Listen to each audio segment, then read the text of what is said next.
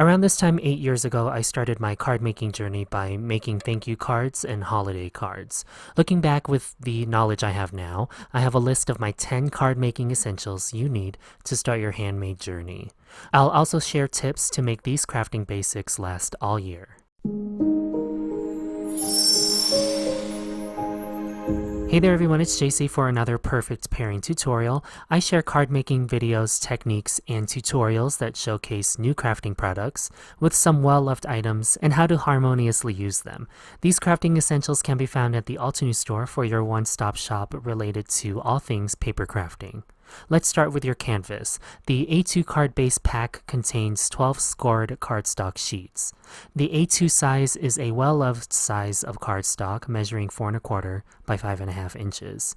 You can make your own by cutting a full US letter size 8.5 by 11 inch paper in half, lengthwise or by the short side to make an A2 card base.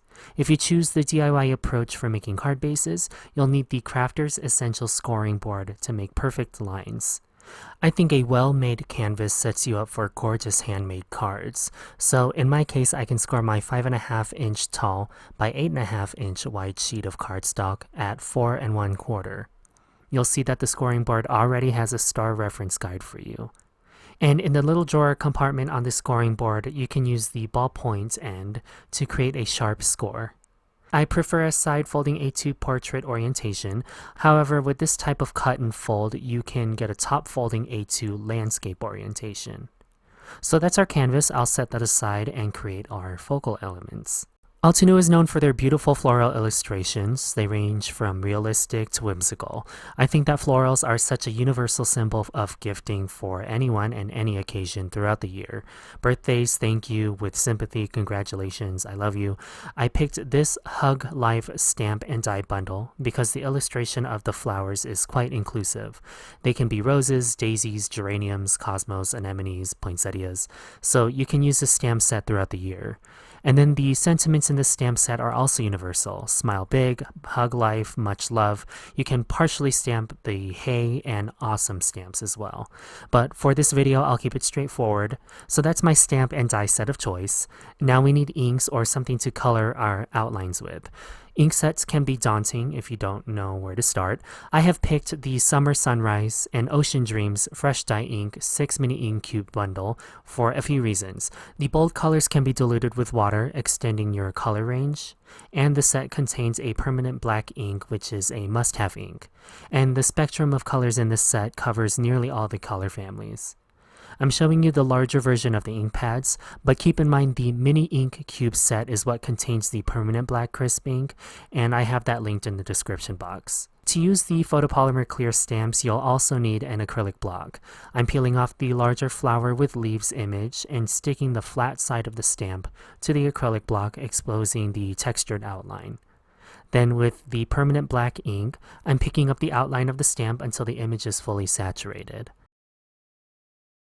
Then I can bring my stamp to my cardstock. I'm using another scored panel of the A2 card bases.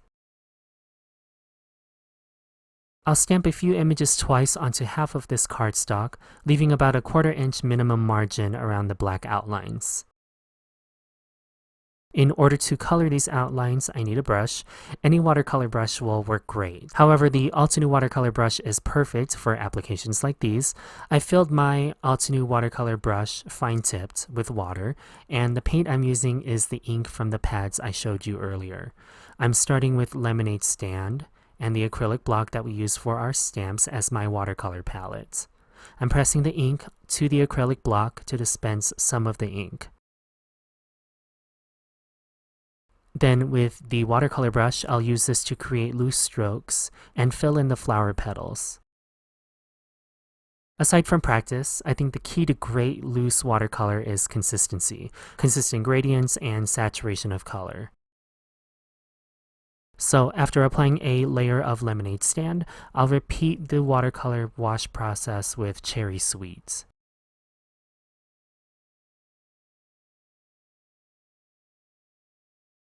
And then finally, I touched up some areas with Tangerine Dream on some of the flower outlines. I'll repeat this with the leaves now, so I'm starting with a gradient of Easy Breezy, Then let us celebrate. I gave my cardstock some time to dry back before moving on to die cutting. Now, there are ways to fussy cut stamped images with a great pair of scissors.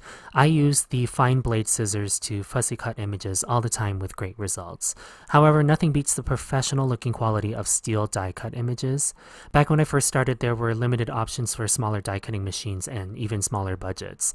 I love the Altenew Mini Blossom die cutting machine because it solves both of those problems. The Mini Blossom die cutting machine paired with your smaller dies makes perfect cuts every time. In addition to the die cutting machine, you'll also need a low-tack tape like the Altenew Satin masking tape. This holds your steel die and paper together so that you get a uniform white margin around your stamped and colored image.